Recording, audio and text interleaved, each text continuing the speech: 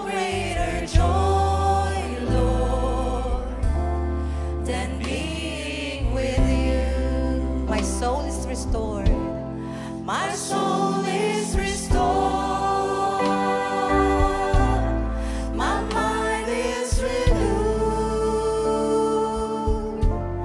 There's no greater joy, Lord, than being with you. Praise you, Jesus.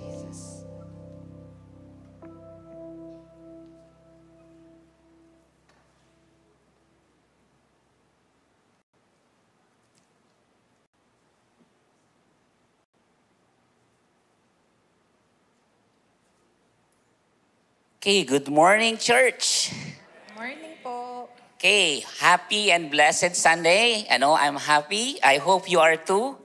So, for those who are watching us online via our Facebook Live, we invite you to share our online stream to your family and friends by tagging them in the comment section. You know, Hebrews 12:28, it says there, "Therefore, let us be grateful for receiving a kingdom that cannot be shaken. And thus, let us offer to God acceptable worship with reverence and awe." As we come together today, let us approach this moment with grateful hearts, remembering the unshakable hope we have in God. We are invited into something far greater than ourselves, a kingdom that endures, a presence that transforms. In this sacred space, we lift our voices and open our hearts today, ready to offer worship that flows from deep reverence and awe. So in unity, let us stand together with spirit and joy and gratitude, prepared to honor the one true God, the one who reigns forever. Amen.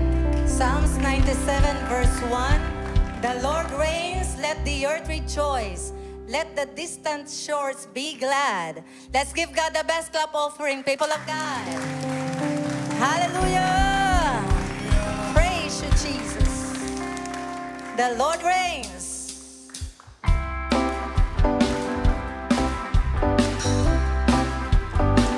Clap your hands, people of God.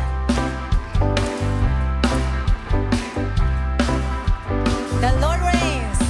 The Lord reigns. The Lord reigns. Sing. The Lord reigns. Let the earth rejoice. Let the earth rejoice. Let the earth rejoice.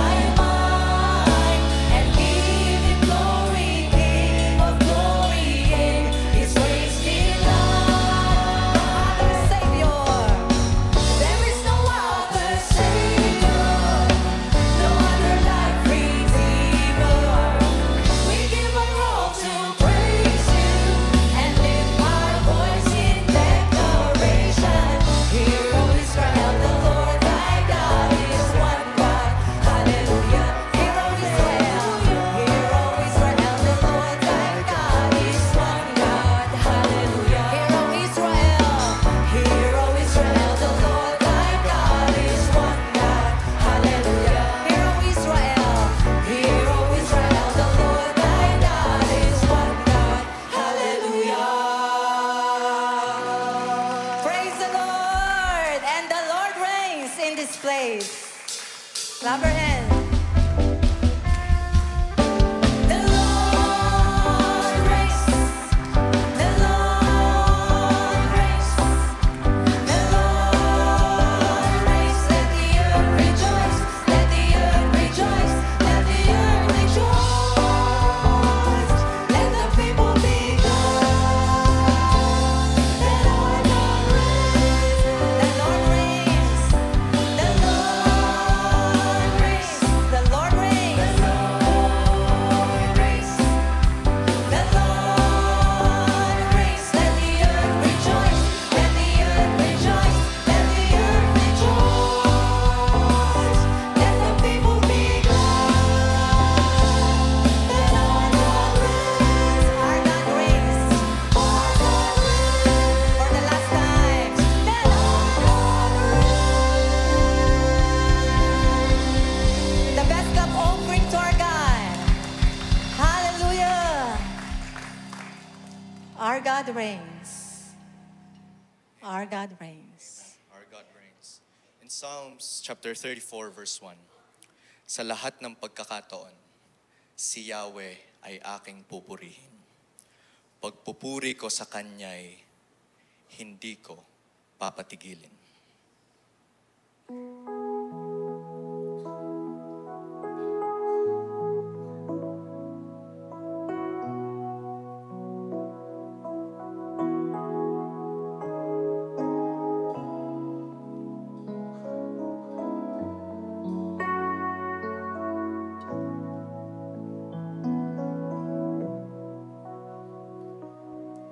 Jesus, wala nang gaganda pa sa iyong ngalan.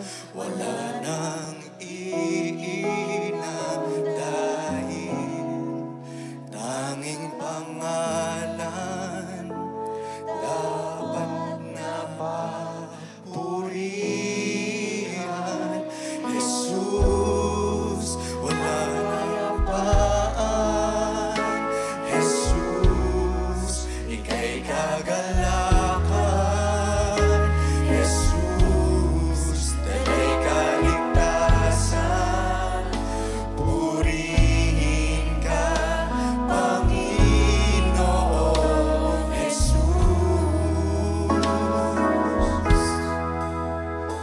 Jesus, wala nang gaganda pa sa iyong ngalan. Wala nang iinam dahil tanging pangalan dapat na papurihan.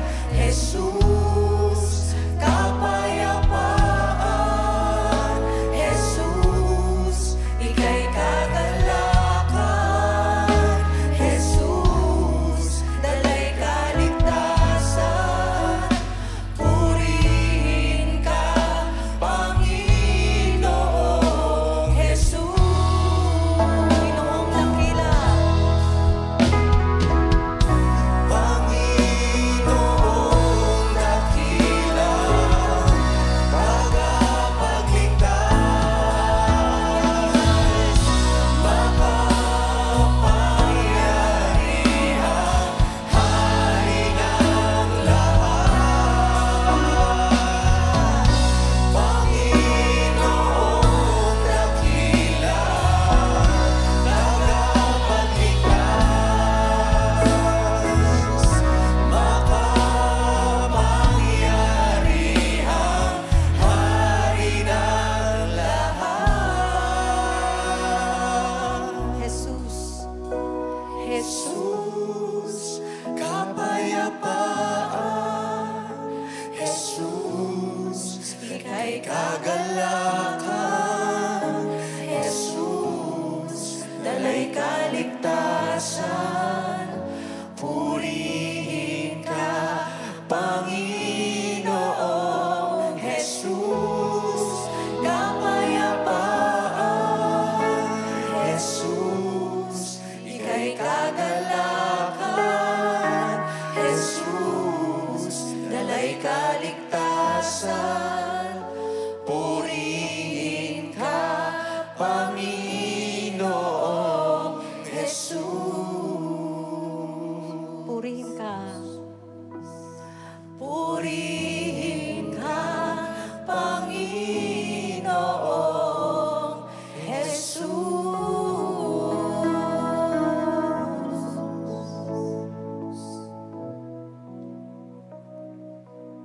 O sinasamba ka namin, Panginoon, ang aming mabuting Diyos.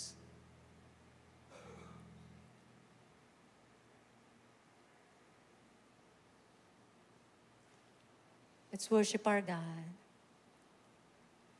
We honor you in this place, O God.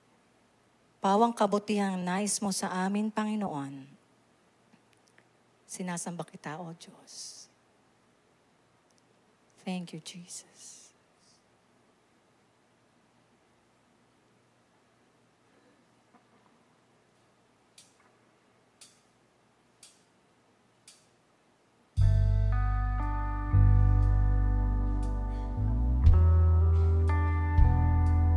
Sambahin natin ating Panginoon.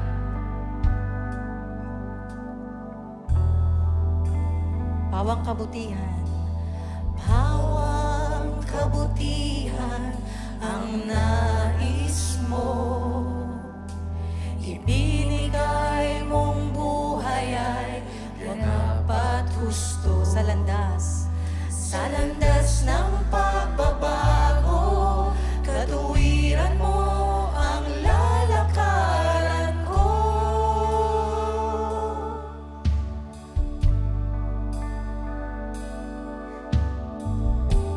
Pawang kabutihan, sing.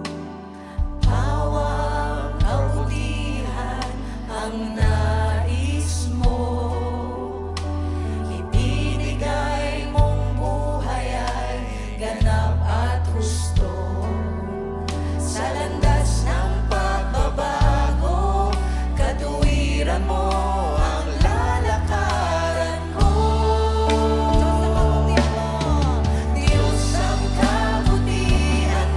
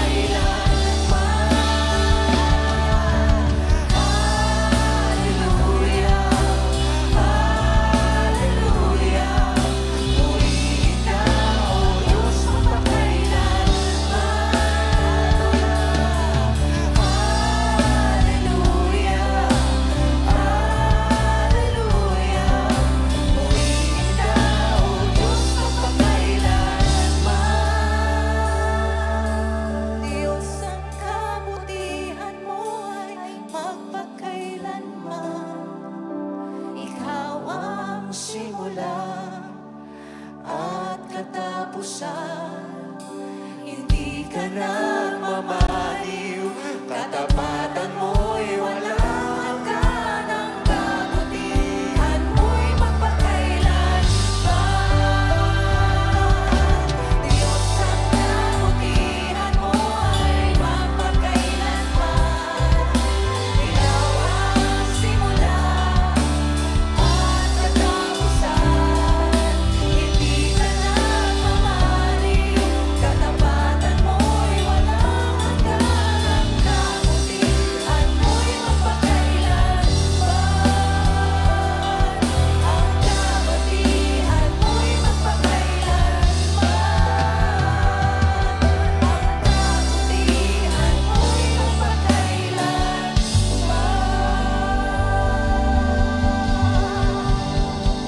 Hallelujah! Hallelujah! Isa pong malakas na palakpak sa Panginoon.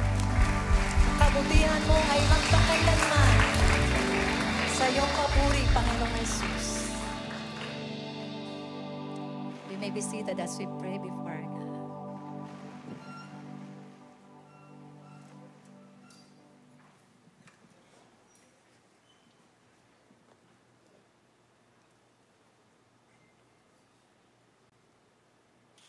Morning, church. As many of you would know, the Lord used us greatly sa pag-establish po ng GCF Qatar. We launched GCF Qatar 2 years ago. And after which, our very own Elder Manding Cabral, Natenet, due to family circumstance, they were brought back to Qatar after working there for many years. We send them off as elder on loan to help the church work in Qatar. And they have been serving there. And in our visit last April, when we celebrated the second year anniversary of GCF Qatar, the leadership there appointed, along with us, Elder Manding to be one of their pastors.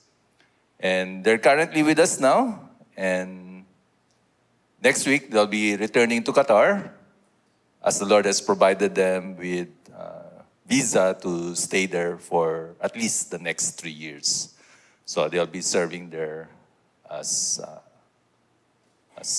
pastor and pastor's wife in Qatar for the next 3 years. So this time, we'd like to take time to pray for them. May I invite Pastor Manding and Atenet to come up?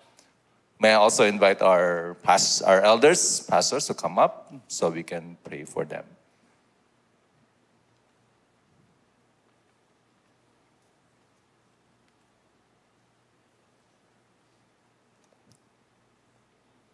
Ito po si Atenet, ito po si Pastor. Dito po kayo sa gitna. Yan.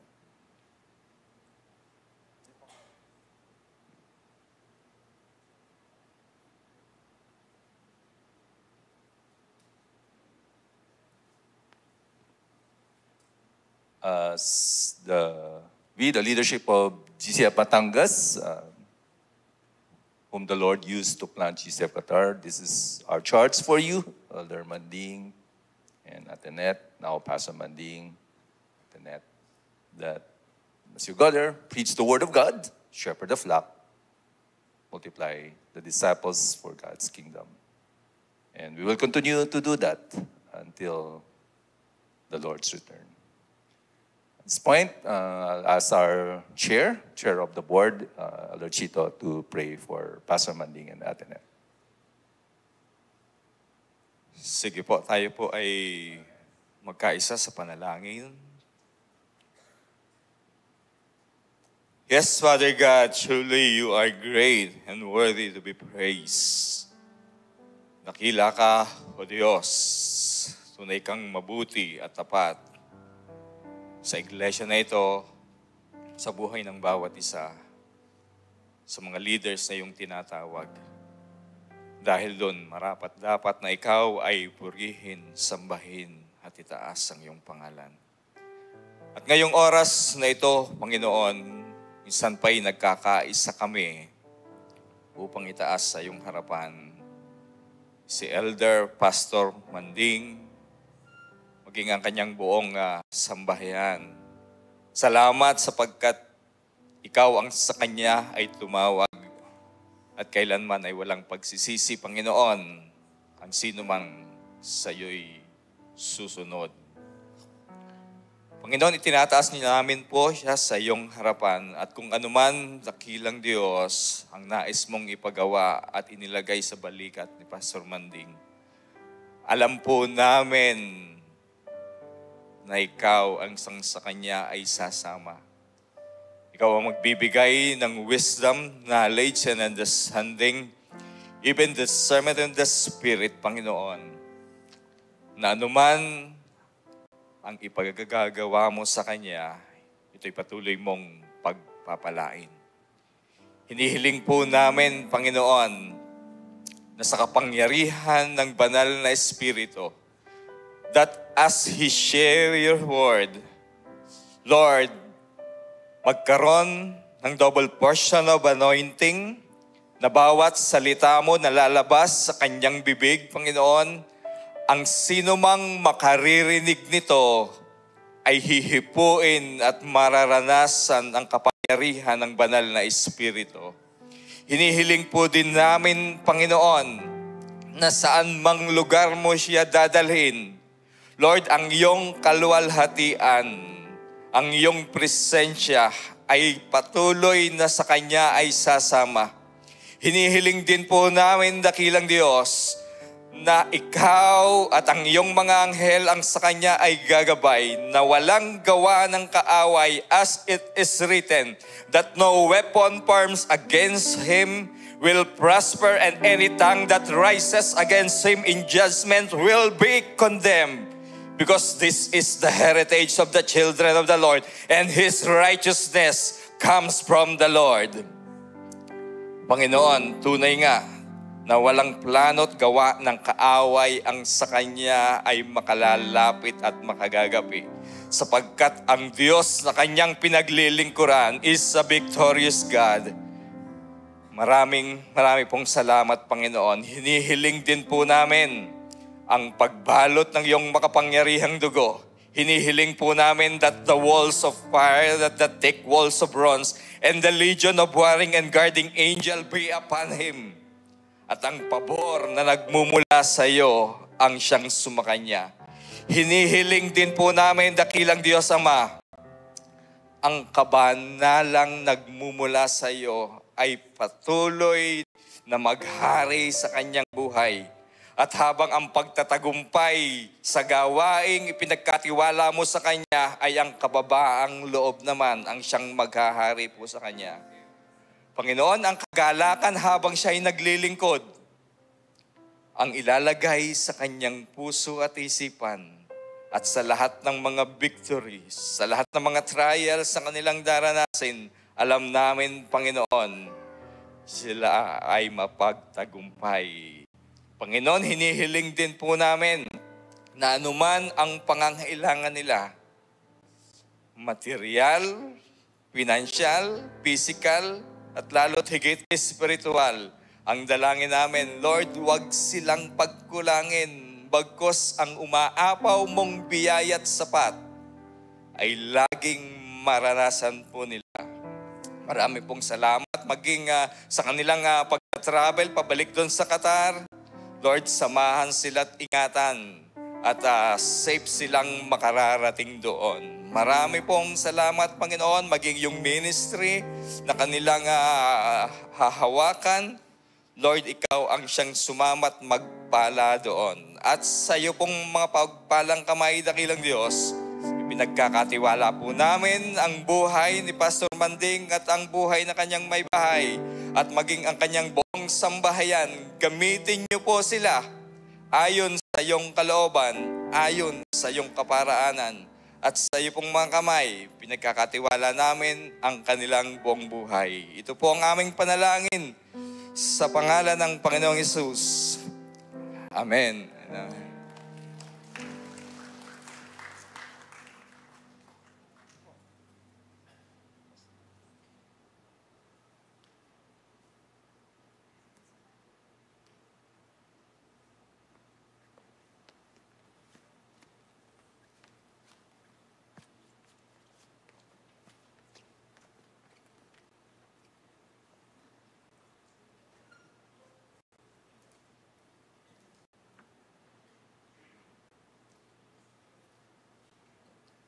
Let us continue to worship God at this time, worship through giving.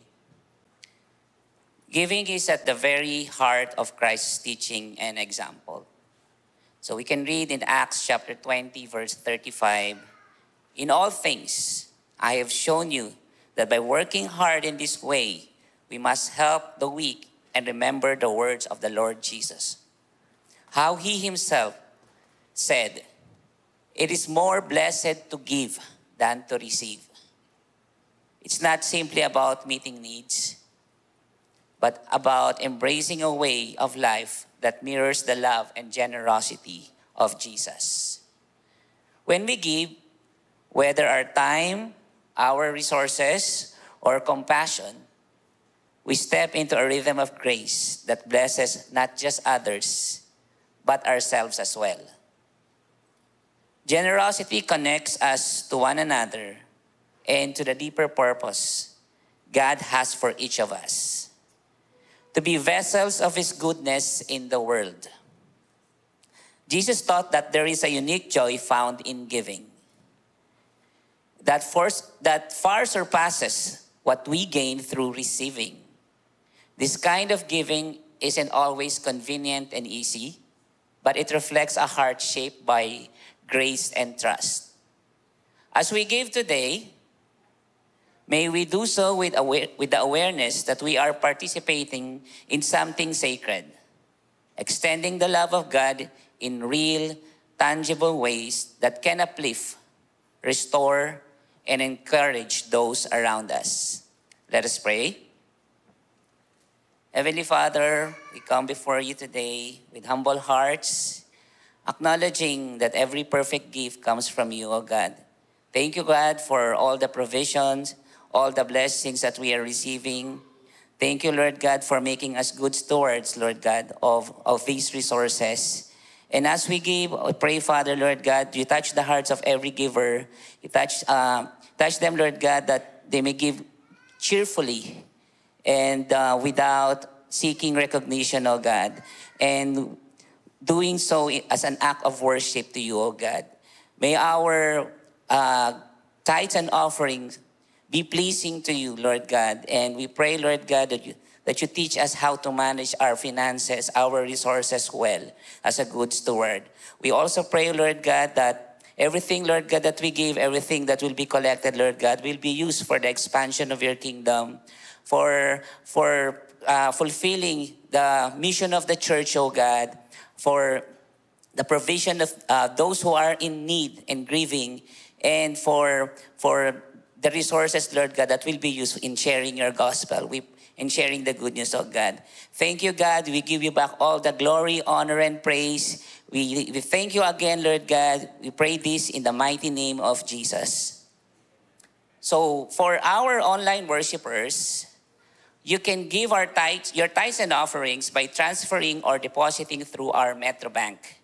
If you need the bank details for the transfer, please contact the admin office using the numbers displayed on your screen.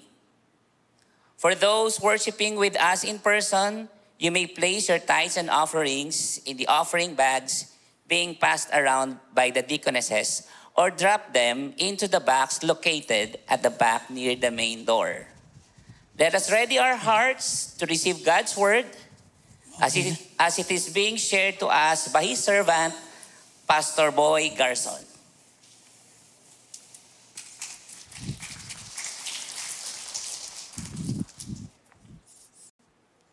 Good morning po sa bawat isa sa atin. Yeah. Natapos na yung election, and after the election, nagkaroon ng panawagan yung ating Pangulo na mag-courtesy resignation lahat ng mga member ng kanyang cabinet and secretary.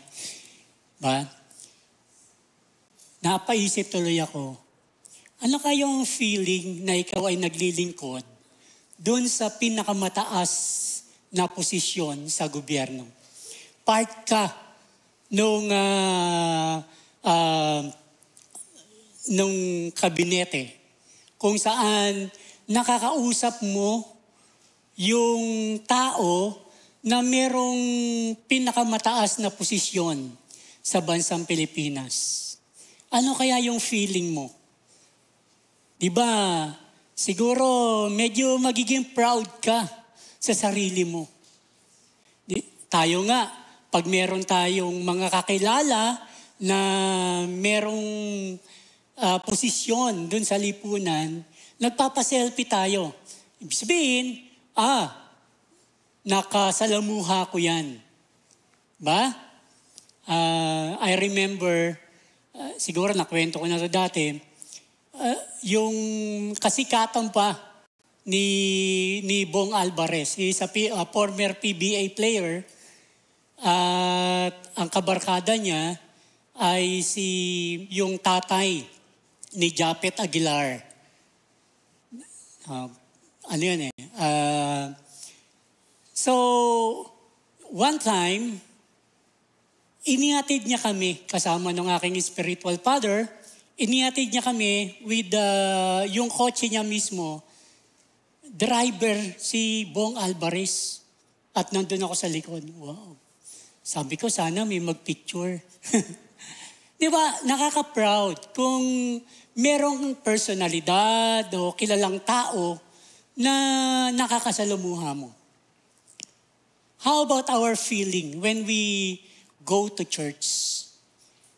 Na alam mo, yung makakapiling mo, makakasama mo, may i-worship mo, ay totoong Diyos. Ano yung motivation natin? Why we go to church? Ano ba yung damdamin natin pag tayo pupunta sa church? Makikita ko yung mga kabarkada ko. Or our motivation is to worship God. Na pagkakataon na naman ito, kasama ko yung aking mga kapatid sa pananampalataya na sasambahin namin ang nag-iisa at totoong Diyos. At ito po yung ating pag-uusapan ngayon. Isa sa ating mga tinatawag na statement of faith. Sabi ron, we worship and serve the only one true God who revealed Himself in the Bible as three persons sharing one indivisible essence in the mystery of the Trinity. God the Father, God the Son, and God the Holy Spirit. Yan po yung isa sa ating statement of faith. Pag sinabi nating statement of faith, yan po yung ating paniniwalaan.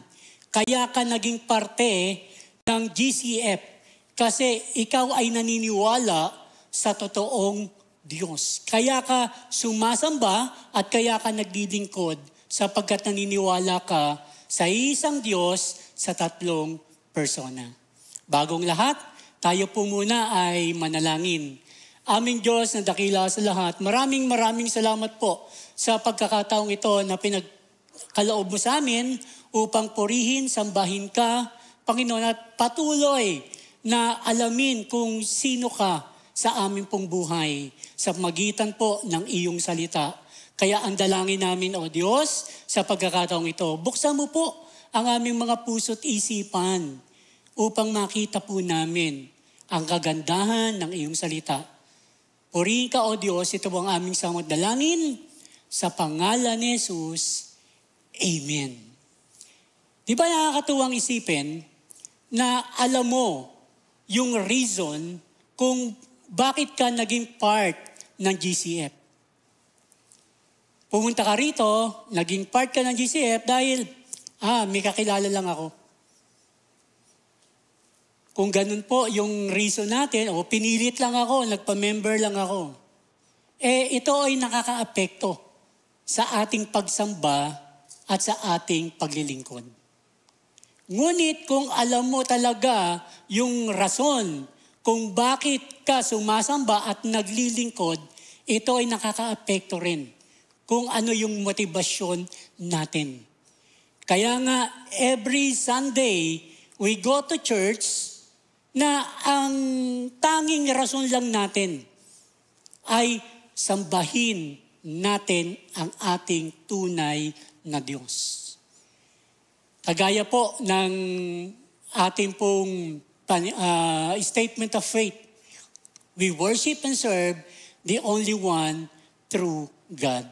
Atin po itong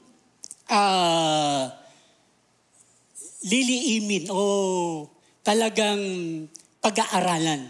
Sabi ron, we believe that there is one God.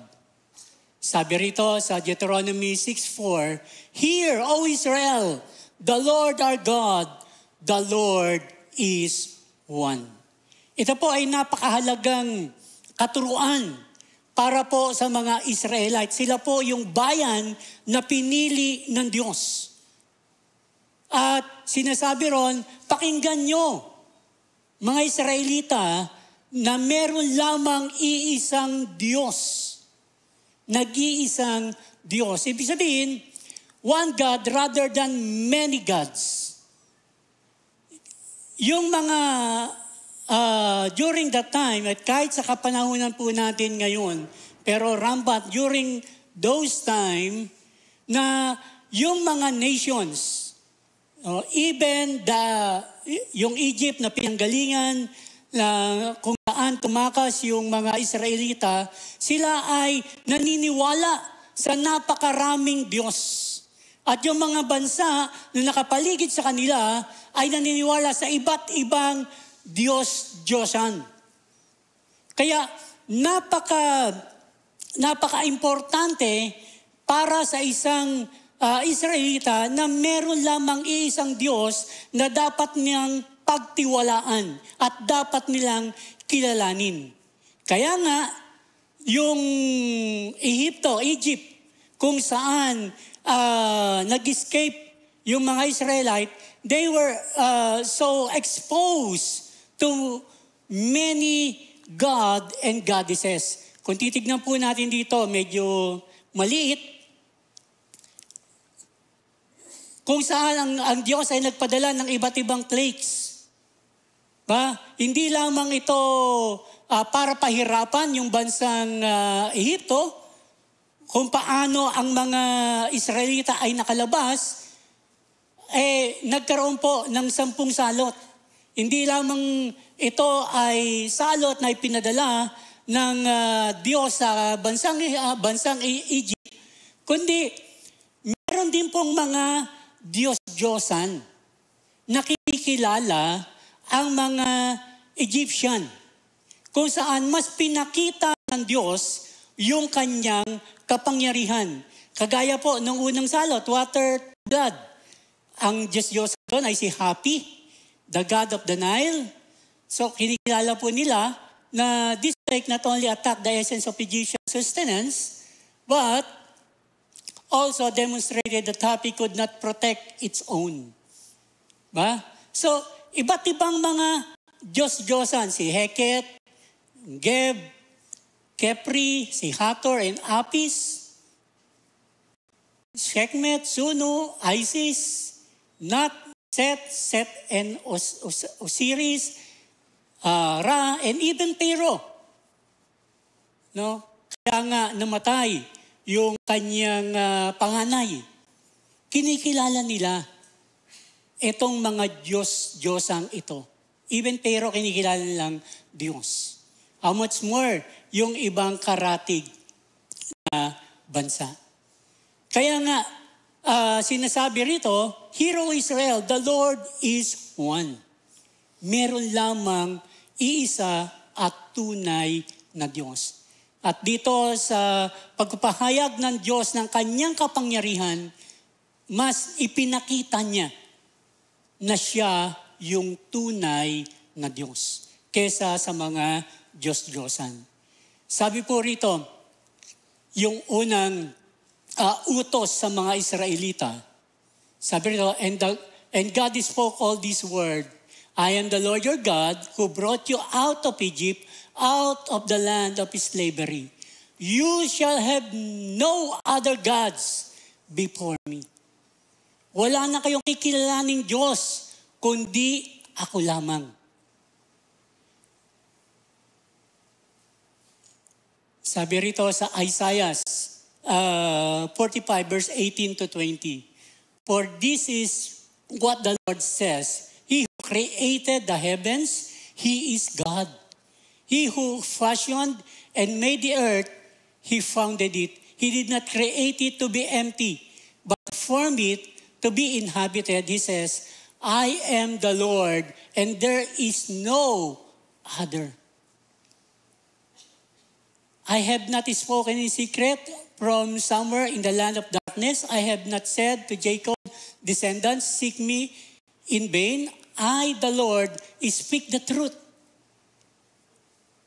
I declare what is right. Gather together and come. Assemble you fugitives from the nation. Ignorant are those who carry about idols of wood, who pray to gods that cannot save. So, wala nang ibang kikilalaning Diyos kundi ang ating tunay na Diyos. At galit na galit ang Diyos doon sa mga tao na sumasamba sa iba't ibang Diyos-Diyosan. Kaya nga, sabi rito, ignorant are those who carry about the idols of wood. Ba?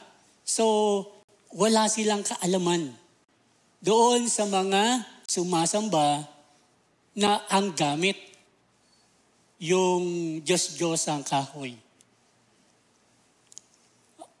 Ang ibig din sabihin nito that one God rather than no God. So, kanina, pinag-usapan po natin, one God rather than many gods. Maraming mga Diyos-Diyosan. Ngunit sa paglipas ng panahon, marami rin ang hindi kumikilala sa tunay na Diyos. Sinasabi na wala raw Diyos. Meron akong isang kwento na naalala. Merong isang pastor. Nandun siya sa kanyang church, nagpapahinga, maliit na church. Merong isang lalaki na humahangos doon sa, Pastor, ikaw lang makatulong sa akin. May dala-dala siyang itak. Pastor, ikaw lang kailangan ko makausap. Tulungan mo ko. Sabi, bakit? Bakit ka humahangos? Kasi, Pastor, nagtalo kami ng kaibigan ko. O ano naman yung pinagtalunan nyo? Pastor, sinasabi niya merong Diyos. Sabi ko, Pastor, walang Diyos. Nagtalo kami, nagtalo. Kaya nataga ko po siya, Pastor. Ikaw, Pastor, naniniwala ka ba na merong Diyos? Sabi ko kanina. Ano kaya sagot natin? So, sometimes we are challenged dahil sa mga pangyayari, parang wala lang Diyos ang nagkokontrol. Di ba? Parang, meron bang Diyos sa lahat ng mga kasalanan na nangyayari sa sanlibutan, meron bang Diyos? Yun yung tinatanong natin. Pero ano sabi sa Biblia? The fool says in his heart, there is no God. They are corrupt, their deeds are vile, there is no one who does good. Dalawang beses po sinabi yan sa Psalm 14 verse 1 at sa Psalm 53 verse 1. Isang kamangmangan ang sabihin mo na walang Diyos. Sa kabila ng ng teknolohiya, pag-develop ng technology,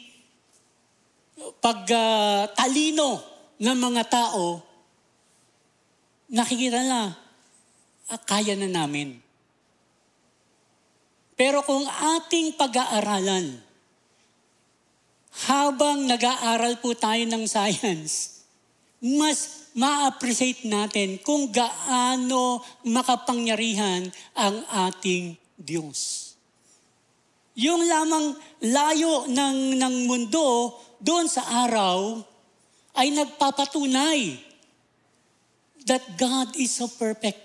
Konting inches lang na lumapit tayo doon sa araw. Matutunaw yung mga glacier at may initan tayo. Biruin mo kung nandun tayo sa Mercury. Ba? daming gamot. Hindi. Kung nandun tayo sa Mercury, 459 degrees Celsius,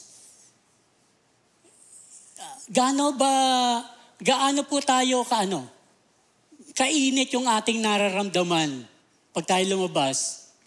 42, nagreklamo na tayo. 42, 43, o 45. Meron, maabot ng 50. Sa Qatar yata, mas mainit. Pero, kung titignan natin, we can appreciate who God is. He is the one who created this universe. Na habang nakikita natin, pinag-aaralan natin yung mga bagay-bagay, nakikita natin ang Diyos yung lumikha sa atin. Ang Diyos ang makapangyarihan na lumikha sa atin. Even the composition of our body. Biruin mo kung wala kang kilay. Di ba? Ang hirap. Yung iba, sineshave. Pero merong purpose. Kasi pag pinawisan ka, diretso sa mata mo, merong layunin yung bawat parte na meron tayo. Ba? Kaya nga sabi rito, yung mga mangmang ay nagsasabi na walang Diyos. In Romans 1:18-20, bakit?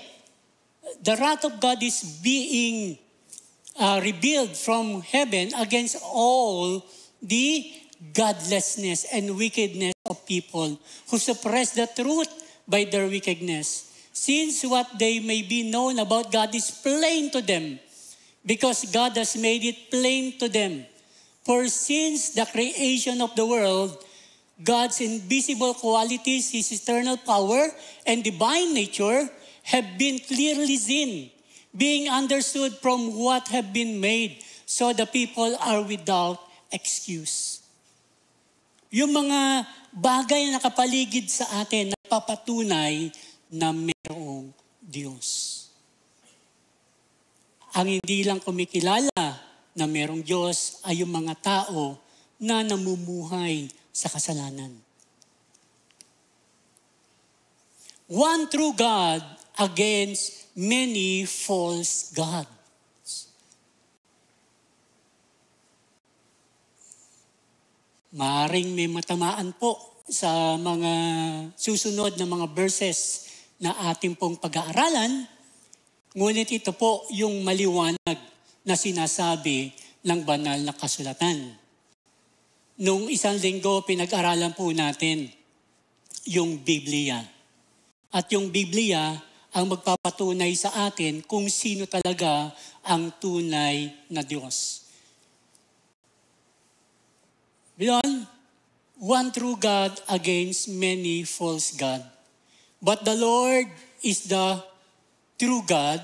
He is the living God, the eternal King. When He is angry, the earth trembles. The nation cannot endure His wrath. Everyone is senseless and without knowledge. Every goldsmith is shamed by his idols. The images he makes are a fraud. They have no breath in them. They are worthless. The object of mockery. When their judgment comes, they will perish. Ang mga Diyos-Diyosan na ginagawa ng tao ay hindi totoong Diyos. And yet, marami po yung sumasamba doon sa mga ginagawa ng tao.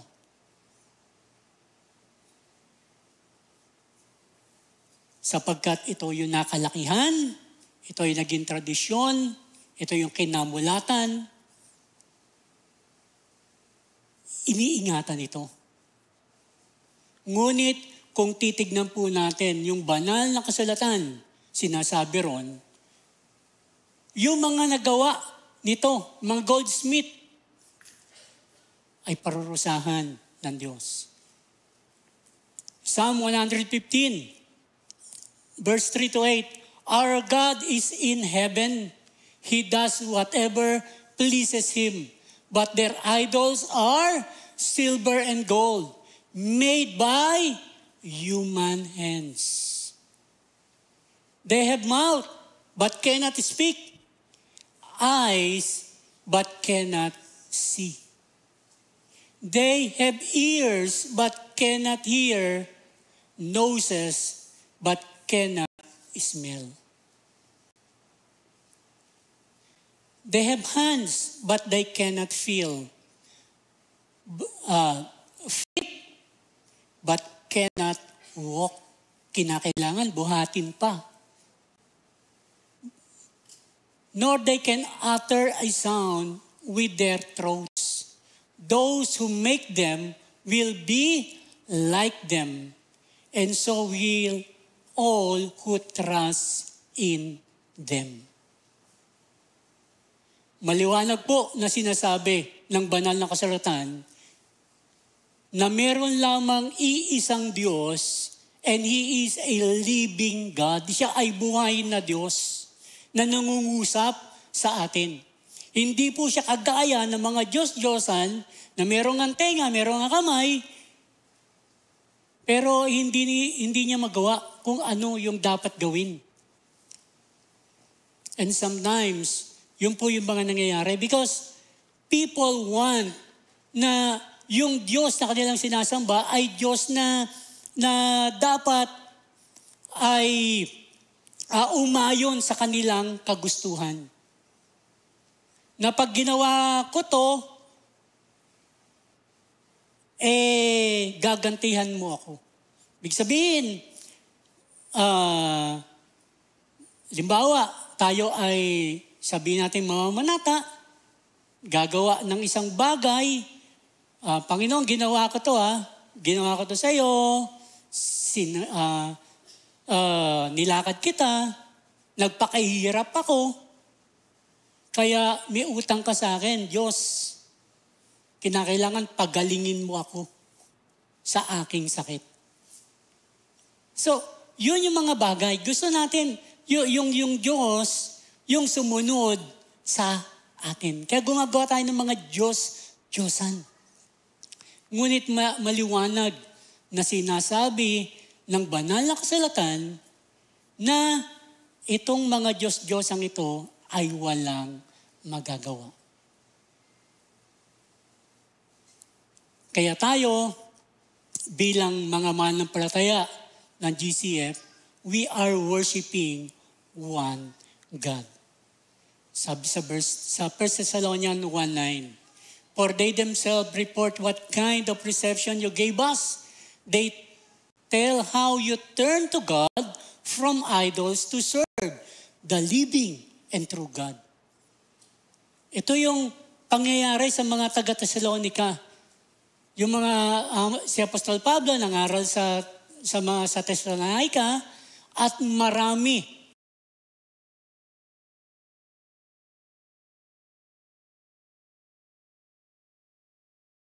Ang pagsampalataya, iniwan nila yung kanilang Diyos-Diyosan at sila ay sumamba sa tunay at nag-iisang Diyos. Kaya isang patunay na ikaw ay tunay na mananampalataya, hindi ka sumasamba sa Diyos-Diyosan. Kung meron kang tunay na relasyon sa Diyos, iisang Diyos ang iyong kinikilala. Kagaya ng mga taga-Thessalonian, buhay na patotoo that they turn to God from worshiping idols. O sana, meron tayong tunay na pagkakilala sa Diyos na we are worshiping and serving the only one true God. Kagaya po ng ating statement of faith, we worship and serve the only one true God. Sabi rito, who revealed Himself in the Bible as three persons sharing one indivisible essence in the mystery of the Trinity. God the Father, God the Son, and God the Holy Spirit. Ang kapahayagan ng Diyos, mayroon tayong isang Diyos, ngunit ito ay nasa tatlong persona. We believe that God revealed Himself in the Bible as three persons sharing one indivisible essence in the mystery of the Trinity. Trinity, ito po yung salita, bagamat hindi natin makikita sa Biblia, ngunit ipinahayag ng Diyos ang kanyang sarili sa magitan ng tatlong persona. Kung titignan po natin dito, merong tatlong persona, God the Father, God the Son, and God the Holy Spirit. The Father is not a spirit, He is not a Son. Magkaiba sila, pero sila ay iisang Diyos. Tunay nga na mahirap arukin, mahirap unawain ang mga bagay na ito.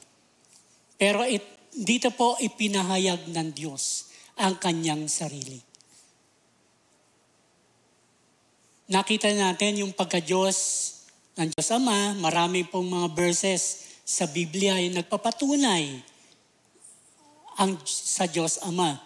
At titignan po natin ngayon ang pagka-Diyos ng Panginoong Hesukristo. The Bible clearly presents Jesus as God. John 1:1-3. In the beginning was the Word, and the Word was with God, and the Word was God. He was with God in the beginning. Through Him, all things were made. Without Him, nothing was made that has been made. Sino po yung tinutukoy niya word dito? Walang iba kundi ang Panginoong Hesukristo.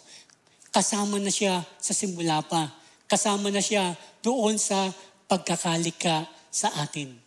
Kaya siya ay tunay na Diyos. Yung recent DBBS po natin, pinakita doon yung mga miracles na gawa ng Panginoong Hesukristo. Even the storm ay sumusunod sa Panginoong Hesukristo. Pagkapatunay na si Jesus ay tunay na Diyos. Sabi rin dito po sa Philippians 2:6, who being in very nature God, did not consider equality with God something to be used to His own advantage. Pinakikita po rito na si Jesus ay tunay na Diyos. Marami pong mga verses pero ito lang yung mga talata na nais ko na ating pong pag-aralan. For in Christ, all the fullness of the deity lives in bodily form. So, sa Panginoong Hesukristo, lahat ng katangian ng pagiging Diyos ay nasa Kanya. Also, the Bible clearly presents Holy Spirit as God. Sabi po rito, for us, God revealed them through the Spirit, for the Spirit searches all things, even the depth of God. For who among them knows the thoughts of men except the Spirit of man, which is in him? Even so, he thoughts that the thoughts of God no one knows except the Spirit of God. Actually, ang banal na Espiritu is the most abused persons in the Trinity. Sometimes, people mock Him. He is not a force, He is a person. He is not a force that comes from you that you are giving it back to another person. Ito po yung mga nangyayari. Ngunit, ang banal na Espiritu ay Diyos at siya ay may persona. Siya ang nakakaalam patungkol sa atin. Sabi rin po rito, now the Lord is the Spirit, and where the Spirit of the Lord is, there is liberty. But we all with unveiled face, beholding as in a mirror the glory of the Lord, are being transformed into the same image from glory to glory, just as from the Lord the Spirit. At isa po sa malinaw na sinasabi na ang Banal na Espiritu ay Diyos, dito po sa Acts chapter 5, verse 3 to 5, kung saan si Ananias ay nagkasala. Sabi niya, ito lang yung pinagbenta ng lupa. Sabi ni Peter, but Peter said, Ananias, why has Satan filled your heart to lie to the Holy Spirit and to keep back some of the price of the land? While it remained unsold, did it not remain on your own? And after it was sold, was it not under your control? Why is that you have conceived this deed in your heart? You have not lied to men, but to God. Dito sinasabi na ang Banal na Espiritu ay tunay na Diyos. Mahirap unawain na merong isang Diyos sa tatlong persona. All three persons of the Trinity is also mentioned together in the Bible. Lagi sinasabi ron sa Matthew 28:19, therefore, go and make disciples of all nations, baptizing them in the name of the Father, and of the Son, and of the Holy Spirit. Lagi silang magkakasama. 2 Corinthians 13:14, may the grace of the Lord Jesus Christ and the love of God and the fellowship of the Holy Spirit be with you all. 1 Peter 1:2, who have been chosen according to the foreknowledge of God the Father, through the sanctifying work of the Spirit, to be obedient to Jesus Christ and is sprinkled with His blood. Even in our salvation, kung paano tayo ay naligtas, ay gawa rin ng Diyos sa tatlong persona. God planned it, and Jesus Christ purchased us with His blood, and we are sealed by the Holy Spirit. Sabi rito, Galatians 4:4-6, but when the set time has fully come, God sent His Son, born of a woman, born under the law, to redeem those under the law, that we might receive adoption to sonship. Because you are His sons, God sent His Spirit of His Son into our hearts, the Spirit who calls out, Abba, Father. So, maliwanag dito na kaya tayo ay naligtas. Ito po ay pinlano ng Diyos noon pa man.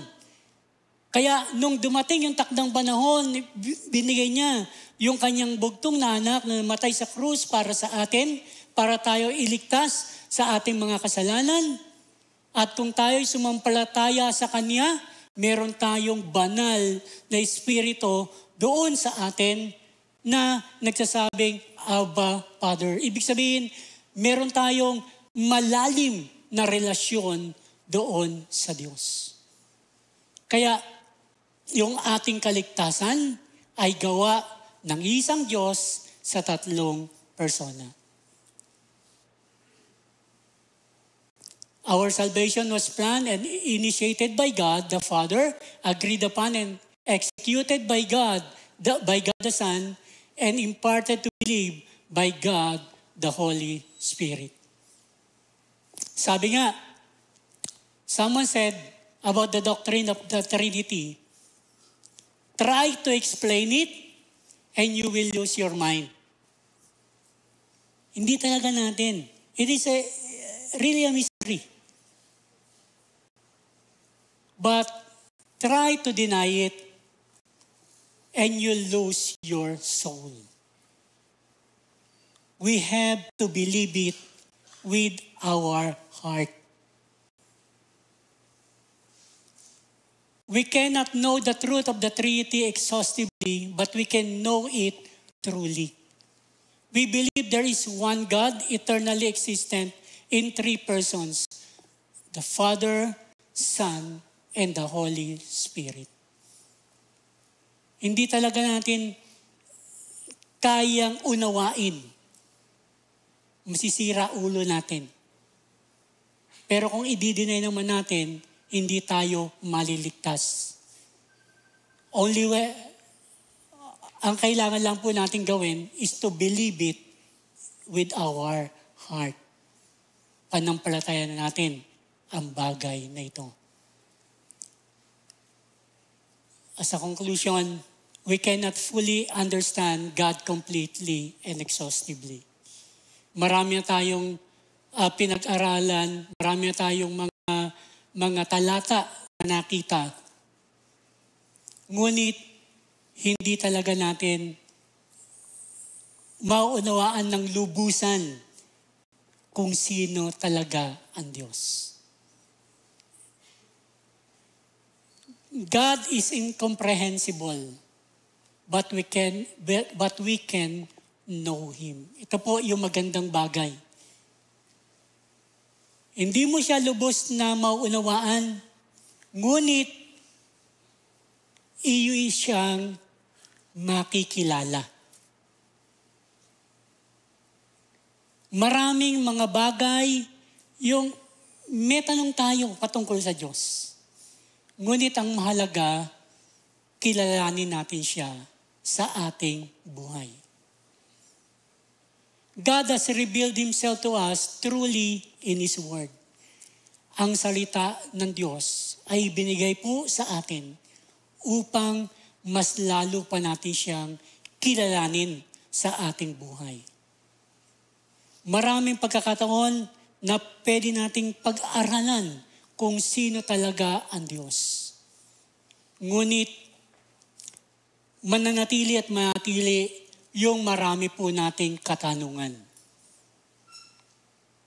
Ngunit ang mahalaga, hindi man natin ito maunawaan, ay makilala natin ang ating Diyos. At ang nais ng Diyos sa atin, unang-una, ay magkaroon tayo ng relationship sa Kanya. God wants you to have relationship with Him. Nais niya na magkaroon siya ng relasyon sa iyo. Kaya ito yung dapat natin tanungin sa buhay natin. Tunay nga ba na may relasyon ako sa aking Diyos? Sabi ko nga kanina, makaka-apekto yung pagkilala mo sa Panginoon sa iyong pagsamba at paglilingkod. Kung kinakilala mo siya sa buhay mo bilang Panginoon na sarili mong tagapagligtas, you are excited to worship Him. You are excited to serve Him. Ang tanong, meron ka na bang tunay na relasyon sa Diyos? Kung hindi ka pa sigurado, maaari mo aming tanungin mamaya, paano ba magkaroon ng tunay na relasyon sa Diyos? Maaaring sumisimba ka rito, pero sa sarili mo, hindi ka sigurado na nasa buhay mo na siya. Kagaya nung mga taga-Thessalonian, they turned to God from idols. Umalis sila doon sa kanilang kasalanan kasi nakilala nila ang tunay na Diyos. Maring matagal ka na nandito, maring nanonood ka ngayon. Ngunit ang mahalaga ay meron kang tunay na pagkakilala sa Diyos. Magkaroon ka ng relasyon sa Kanya. And once you have that true relationship with God, ang kinakailangan niya, God desire reverence. Not only relationship, but also reverence to Him. Tunay na paggalang, tunay na pagsamba sa Kanya. Reverence. Kaya nga, kung tunay na kilala mo ang Diyos, iginagalang mo siya. Sa iyong pagsamba, ibinibigay mo yung buhay mo sa Kanya. Sa iyong paglilingkod, tunay ang iyong paglilingkod. Kasi siya yung pinaglilingkuran mo. Hindi ka naglilingkod because you want something. Ikaw ay naglilingkod because you want to serve God no matter what. Ano man uri ng paglilingkod na ginagawa mo. Mag-greet ka man, nagluluto ka man, tumutugtog ka man dito, you are going to do it out of reverence to God. We worship God with reverence because you have a true relationship with Him. Kaya nga, pag tayo ay sumasamba, nalulungkot ako. Pag ako'y nasa taas, meron na ako nakikita. May mga nagsa-cellphone, tumitingin sa message. Kita mo naman eh. Lalo na pag nasa taas, nagkukulitan, walang paggalang sa Diyos. Bakit?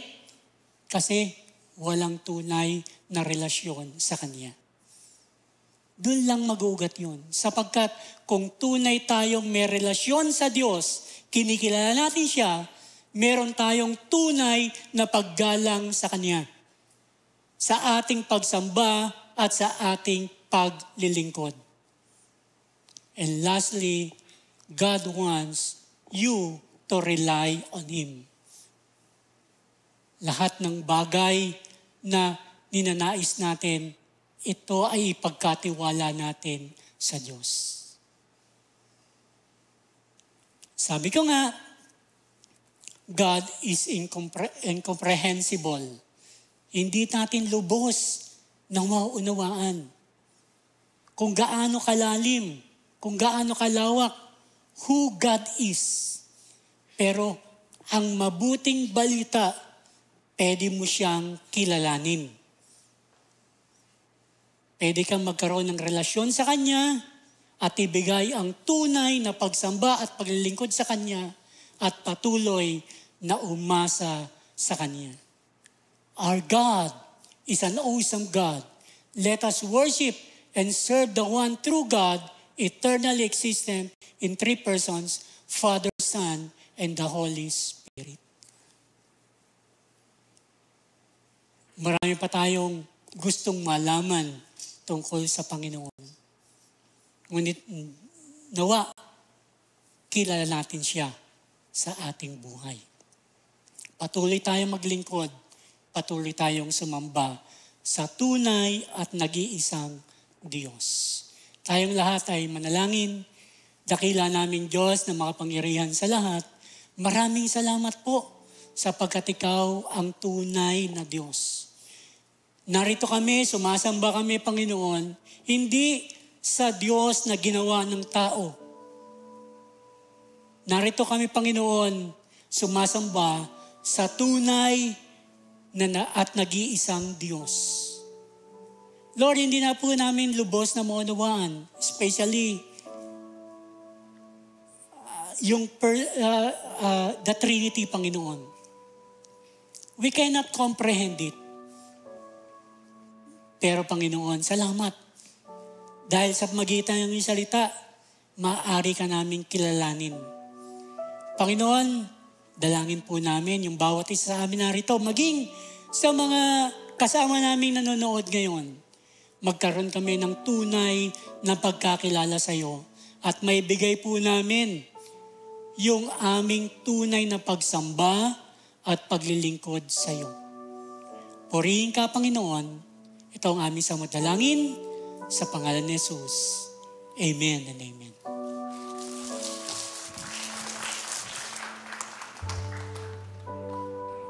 Let's worship our God.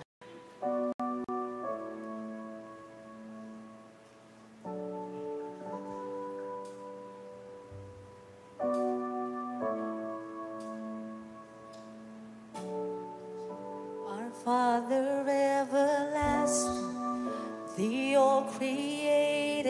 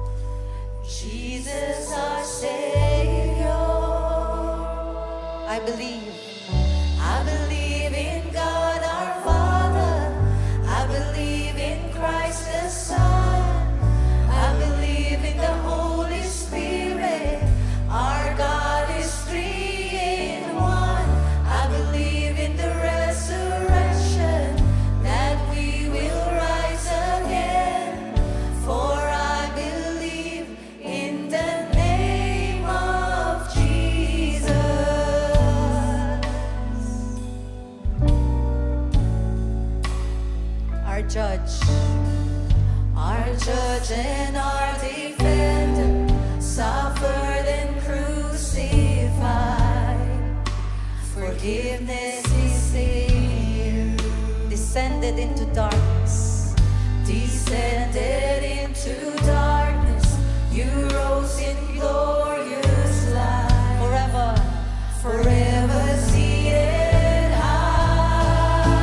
I believe in God our Father. I believe in Christ the Son. I believe in the Holy Spirit.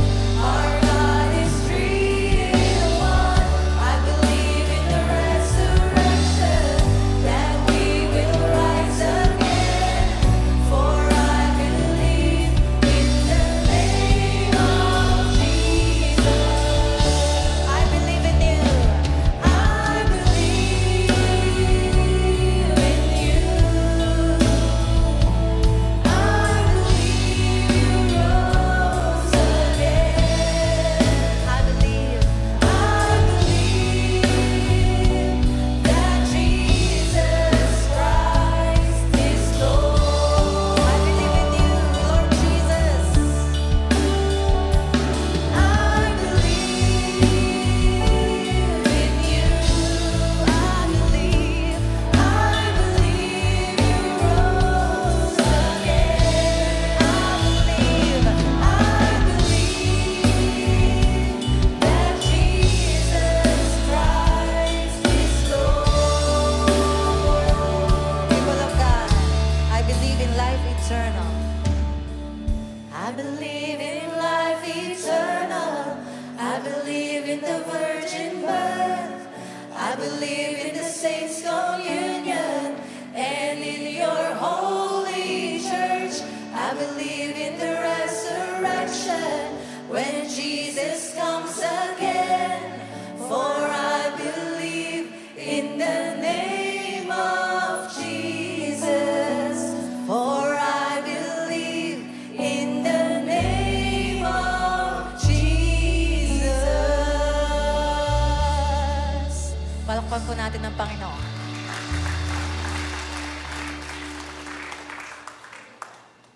Thanks to God. Thank you, Pastor Boy, for the delivery of God's Word. Now, at this point, I'd like to ask our first-time attendees or our first-timers to kindly stand po. Yung ating mga first-timers po, may I ask you to stand so that we may welcome you. Sino po yung mga first-timers natin? Tayo po para ma-welcome po namin kayo. Yun, meron tayong mga first-timers po dito. Church, you may shake their hands po to give them a warm welcome.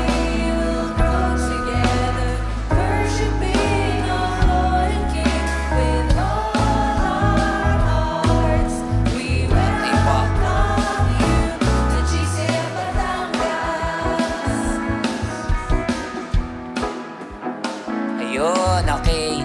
Welcome po to GCF Batangas. Okay. Sige. Now, at this point, we will now go to our announcements. No? I'd like to call on Pastor JJ for our announcements. Good morning po sa ating lahat. We are inviting all next-gen youth ages 14 to 23 years old, high school to college level, to the Kapwa Discipleship Conference. This coming Saturday, ngayong Sabado na yung darating, 8:30 a.m. to 3 p.m. So, pakita nga po natin yung slide ng Kapwa. Next slide po, next slide. Ayan, Kapwa. Kapwa means tayo as a church. Pag sinabi natin tayo as a church, hindi lamang GCF Church. Kasama dyan ang Balayan Church, Lemery Church, Rosario Church. And tayo as Kapwa, together, we will champion in our calling. Ano yung calling natin? To know Christ and make authentic multiplying disciples. Kaya naman parents, please do encourage po natin yung ating mga anak to join this movement. And let me end with this. It's one thing to succeed in life. It's one thing to be a pastor, to be a doctor, to be a teacher, to be a musician. But our greatest achievement is to succeed in what truly matters. And that is to know Christ and make authentic multiplying disciples. Kaya naman sa mag-register kayo doon sa labas. God bless po sa ating lahat.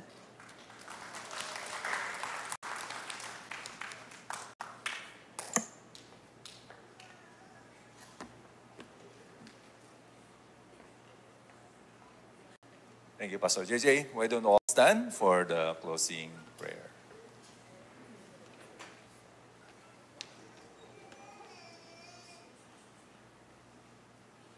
After hearing who the one true God is, may He, who is able to keep you from stumbling and to present you blameless before His holy presence in glory, with joy,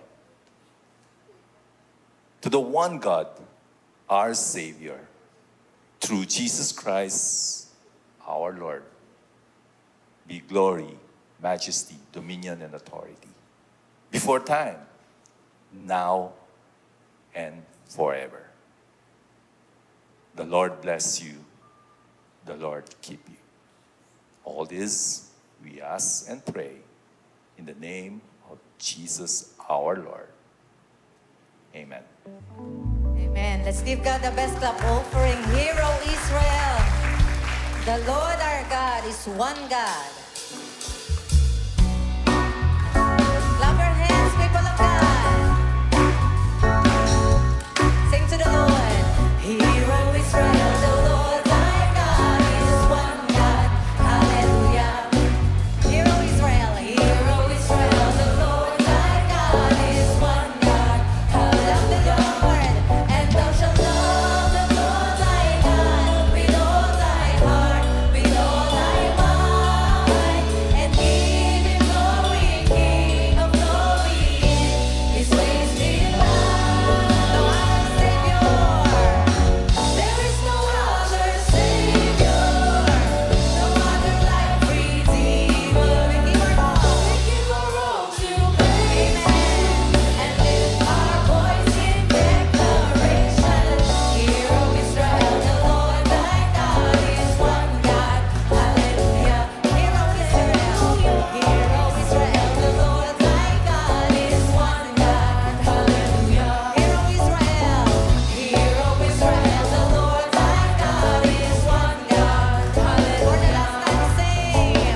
Hero Israel, the Lord thy God is one God. Hallelujah.